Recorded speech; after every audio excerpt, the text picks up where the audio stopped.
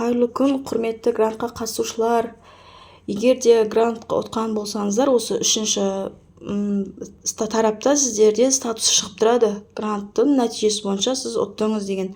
Сол жағдайда сіздер ИП ашу керек боласыздар. ИП-ны ең жеңіл жолмен ашу, ол Каспи приложениемен ашсаңыздар болады. Ол үшін госуслуги дегенге кірсеңіздер, сол жерде зарегистрировать ИП деп тұрады. Соған басасыздар, осы жерде сіздің фамилияңыз, сосын пропискаңыз бойынша жазылып тұрады. Оның бәрін өзіңіз өзгертесіз. ИП-ңыздың атауын қоясыз, немесе өзіңіздің аты жөніңізбен кете берсе де болады. Біздегі жағдай, енді грант ұтқан қай жерде ұттыңыз, сол бағанағы сол районда ашу керек болады ИП-ңызды. Сол районда бизнесті жүргізу керек болады сіздің шарты бойынша. Адресіңізді өзгертесіз, налоговый орган қай жерге жақын, соны таңдайсыз, қай райондасыз. Келесінде продолжить етесіздер де, қандай окет, яғни қандай бағытта сіз жұмыс жасайсыз. Код жазсаңыз болады поисковикке, немесе Google'дан да қарасаңыз болады. Океттің бағанағы қандай кодымен. Бізде мысалы торговля фруктымен болса, оны жазамыз, таңдаймыз. Және де ИП бойынша 4 окетпен жұмыс жасауға болады. Соны таңдасаңыз болады. Немесе бір окетпен жұмыс жасай берсеңіздер болады.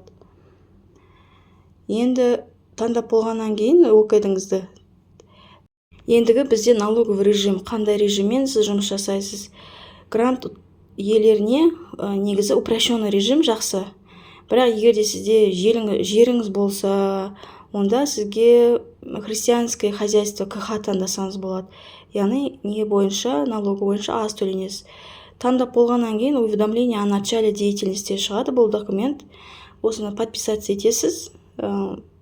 Одан кейінгі мынау документті бағанағы неге сіздің ИП-ңыздың бар екенін дәлелдейтін құжат ретінде сақтап қоясыз. Енді сізде Каспи Pay ашасыздар, ИП-ңыз налоговый органға тіркелгеннен кейін Каспи Pay'ді ашасыздар. Сол Каспи Pay'дің счетымен сіздер бағанағы еңбек кезетке тіркейсіздер. Баршаларыңызға сәттілік.